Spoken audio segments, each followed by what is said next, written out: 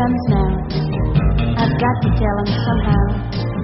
I could put it off till later, but it's best I do it now.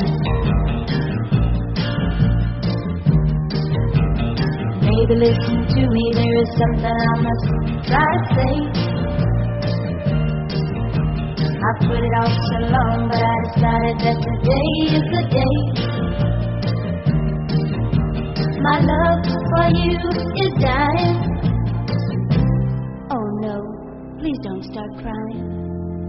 I'll take it back, I didn't mean it. Please forget the things I said. I'll take it back, I'm sorry. I must have been out of my head. He's such a man. It must have hurt him a lot if he let me see him cry. But I must try again. This time I'll say goodbye.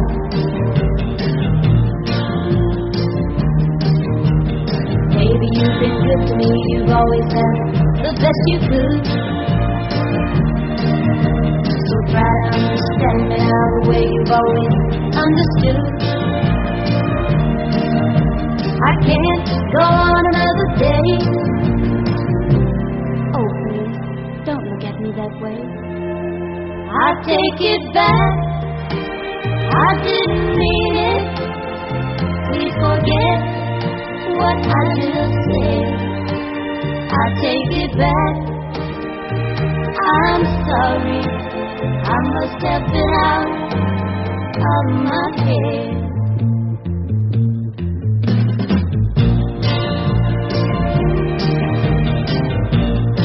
Sometimes it's better to be loved than it is to love.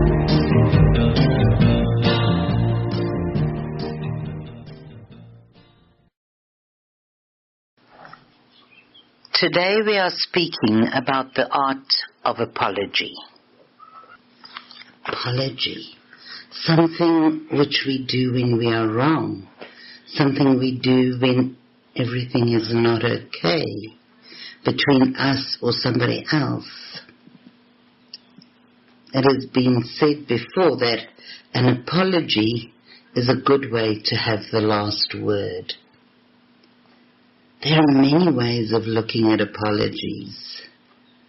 It's also the super glue of life because it can repair just about anything.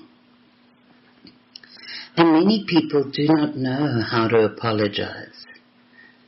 They don't know how to apologize for what they've done. They don't know how to apologize for what people are experiencing. It's something that we are also very often reluctant to offer. And the apology we are most often reluctant to offer is very often the one most due. Because apology, at the end of the day, lightens the load. If we caused harm, if we caused pain, it allows us to release our fear of being wrong. It affairs our false image of correctness, our guilt over having hurt another, and the truth, which we so often wish to deny, that we can sometimes cause others pain. Apology is not an act. It is an art. It is something that has to be dealt with so gently,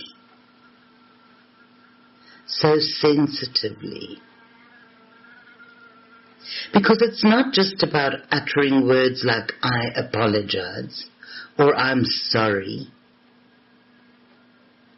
The words are important and they can be a step in the process, but they are not the most valuable step or even the most necessary. Words are powerful, And a stiff apology, G.K. Chesterton said, a stiff apology is a second insult. The injured party does not want to be compensated because he has been wronged. He wants to be healed because he has been hurt. A true apology always comes in the wake of somebody having been hurt.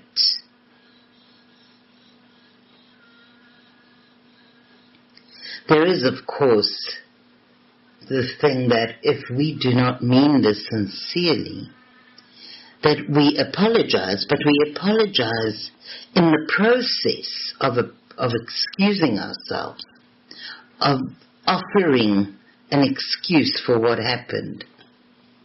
And that has the potential to completely ruin an apology. The essence of an apology is to feel and heal the suffering. First our own, and then that of the other person. It's not about wrong or right, or good and bad. It does not need to say, I was wrong and you were right. It does not even need to say, you were good and I was bad. It's also not about who caused the suffering, nor is it about strength or weakness.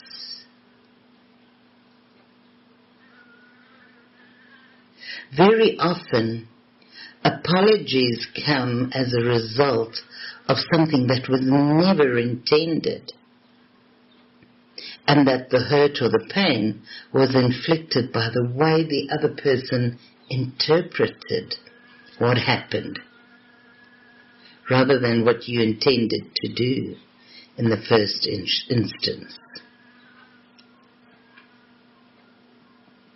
Through accident, intention, misperception, ignorance, and very often just the process of living itself, we all suffer. Today we give suffering, tomorrow we receive.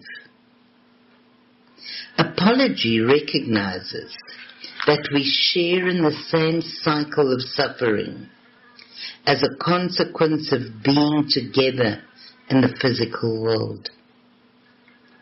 Apologies can be seen as the bridge that connects the hearts of those who suffer. Beyond the words of the apology, we can connect to one another and heal each other. Most of us are familiar, very familiar, unfortunately, with the expression, I am so sorry for your loss. This expression of I am sorry, which normally is an apology, has no psychic cost, and we do it freely. We can offer all apologies just as freely. We can see them not as an admission that we are at fault, but an opportunity for expansion beyond the realm of personal cause and effect. We can look at apology as an opportunity to create a deeper connection with someone else. A connection that bridges superficial dualities, that bridges and bonds us through our common desire to grow and heal, because ultimately that is what we all want. If we can see an apology as an expression of love, of empathy and of compassion, how different would our worlds be?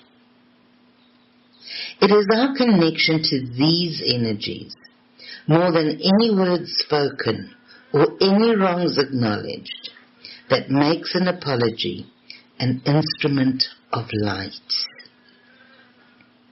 When we realize that someone has suffered, we can connect with their pain and offer an apology. I'm so sorry you are in pain.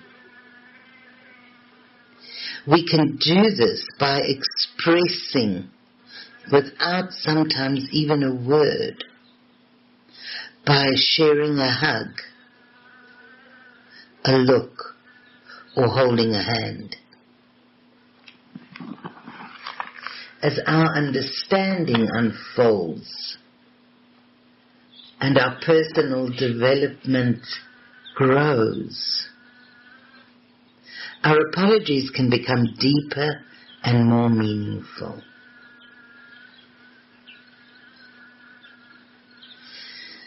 Saying, I'm so sorry you are in pain. I know what it feels like to be betrayed and abandoned.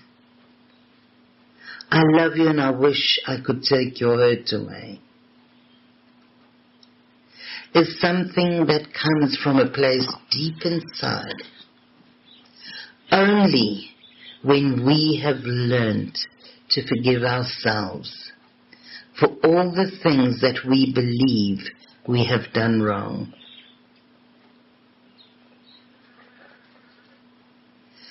This kind of apology is healing, whether we are a direct factor in another person's suffering or completely uninvolved. We sometimes apologize through our behavior by making choices that reflect what we have learned, and by making choices that reduce the pain and suffering present in the world.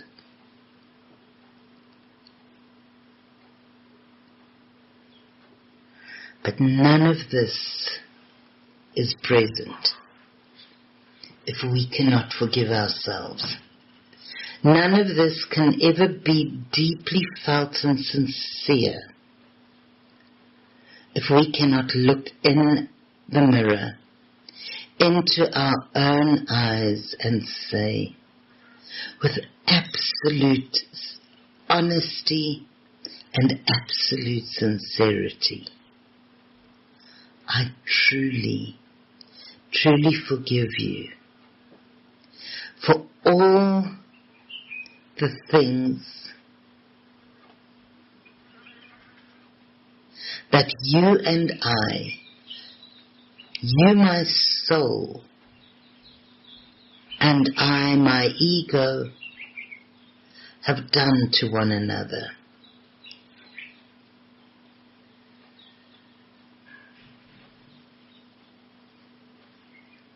And I beg of you, my higher Christ self,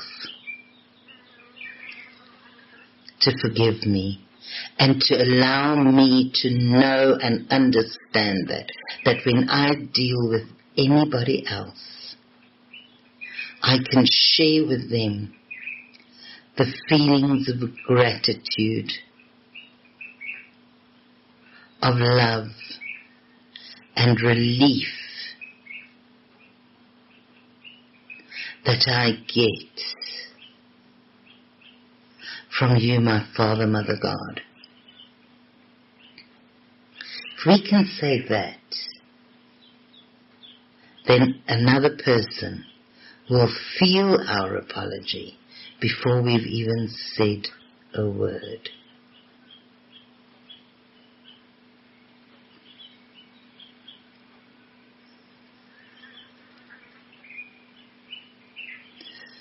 Our affirmation for today is as follows. Forgiving myself, I reclaim my power.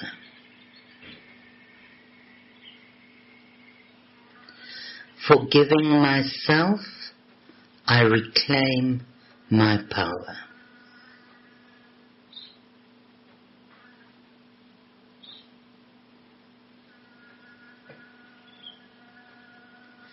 Beloved Father, Mother, God, in gratitude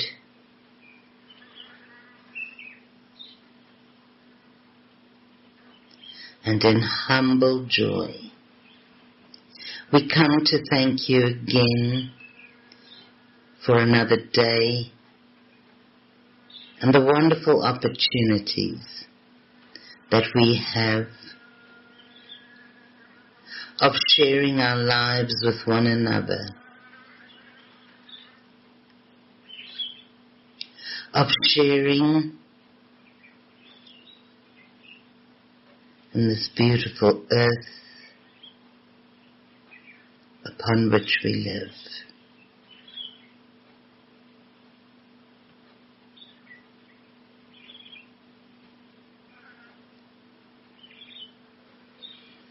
When we come to the end of a season and we see things dying, we realize that our lives are made up of seasons, of periods of time, and that very often the time comes for something to end, and such endings very often bring pain with them, bring tidings of sadness with them.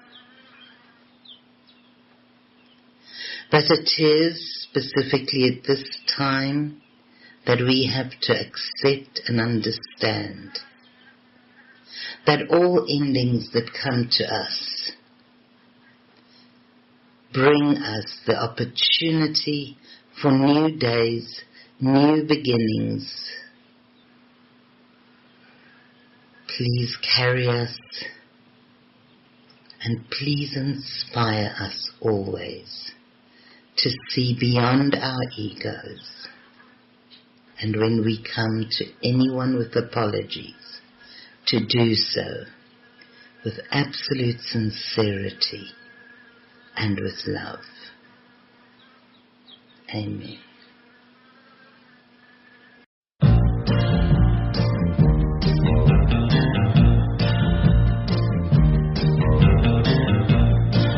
Here he comes now. I've got to tell him somehow. I could put it off till later, but it's best I do it now. Baby, listen to me, there is something I must try to say. I put it off so long, but I decided that today is the day. My love for you is dying. Oh no, please don't start crying. I take it back, I didn't mean it. Please forget the things I said. I take it back, I'm sorry, I must have